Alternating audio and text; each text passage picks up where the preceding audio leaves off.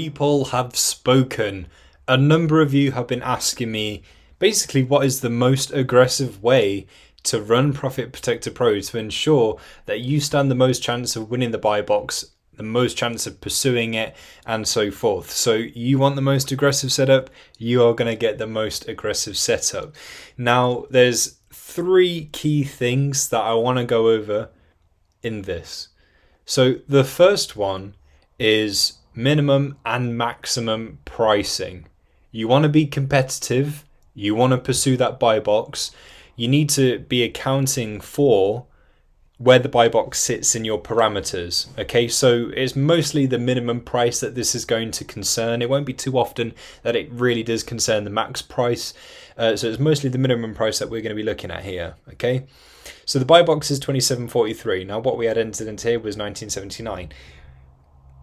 What we need to do is obviously make sure that we're not being that far below the buy box. I doubt that's going to be very good for our margins. So I would say to at least, be £1, $1 underneath the buy box, anywhere up to that point. If you want to go a bit past that point, that's also fine, but you have to make sure that won't be eating too much into your margins or risk you selling for barely anything or you break even or whatever. So with this, I would just go for, I'd probably just go nice and round, go 27. Okay. You don't have to do that. You can be a penny under, you can be 50 cents under, you can do whatever you want, but I would say anywhere within the up to $1 up to £1 range is perfect. Okay, the reasoning for that is because that gives you a bit of wiggle room underneath the buy box should Profit Protector Pro need to go just underneath in order to scoop it up. That is one of the ways in which we can win it. Now, in terms of strategy, this one's fairly straightforward, but I've already got it applied. I mean, the clue's in the name. We want aggressive. We need the super aggressive dominator. Now, a question that I get sometimes about the super aggressive and the aggressive sales generator is, what is the actual difference?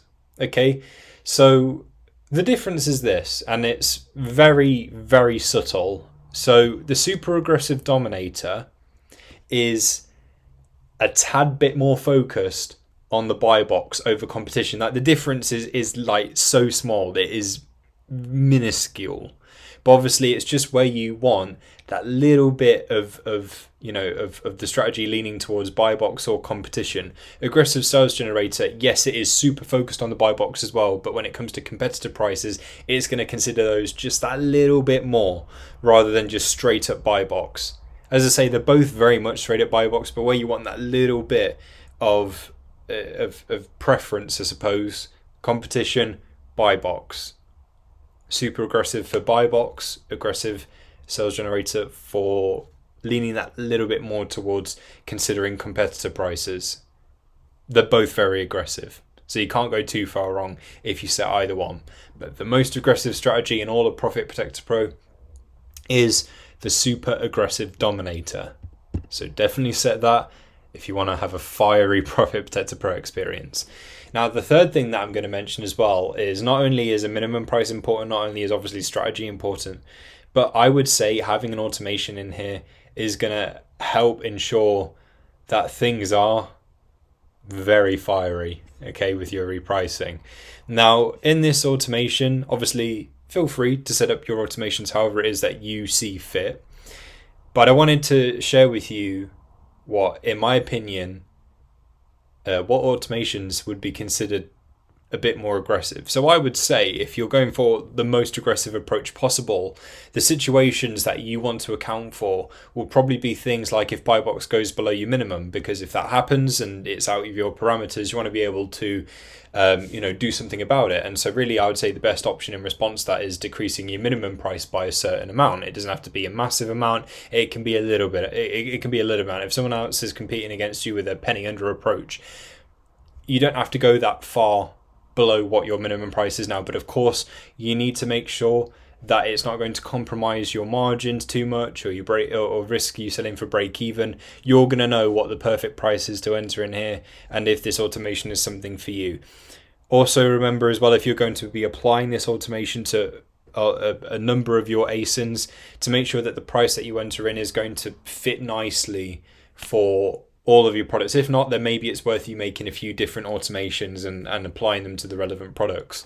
But I would say that this definitely makes the most sense out of everything that we could set here for this situation. Because if it goes below your minimum price, Profit Protector Pro will just move down to your minimum price and sit there, and then of course that's all it can do because the price is no longer in your parameters.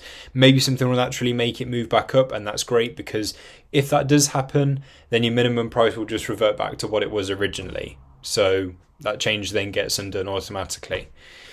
The next scenario that I would say is one to consider setting is if a merchant is present on the listing. So you might have a specific competitor that you want to account for that bit more.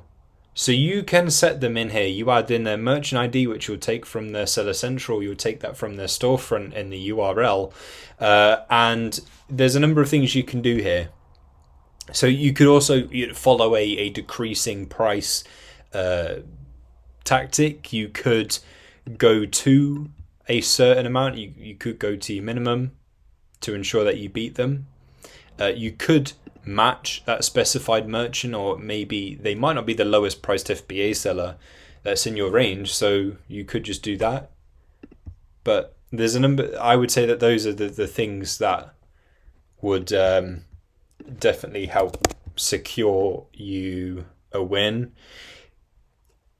Going a certain amount under that specified seller, you can do that as well. I would say that's quite a good thing to do.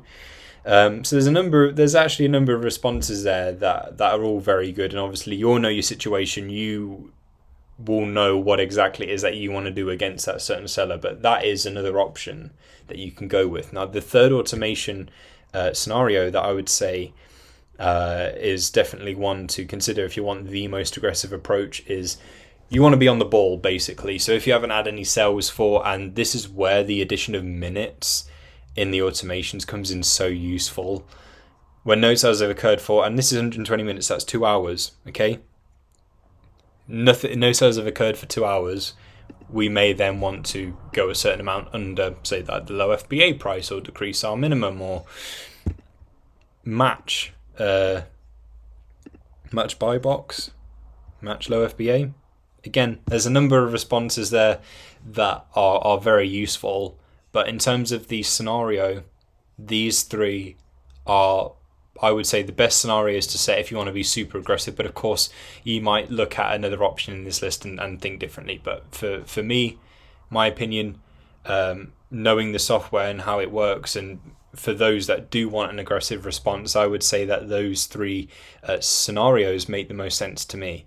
Now, remember, if you are adding all three into the same automation like this, it will trigger when whichever scenario happens, but it will prioritize them in the order in which you add them. Okay, so bear that in mind when you are making your automation. Otherwise, if you're happy with just the one condition, that's great, that's fine, and you add your automation. And between the strategy, having minimum and maximum prices that account for that buy box, give you that little bit of wiggle room, I would say that is very aggressive. You have covered a lot of area with this. You are determined to win that buy box, and to be honest, you'll probably get that buy box. So that is how you can be the most aggressive you can possibly be with using Profit Protector Pro. Enjoy. Take care.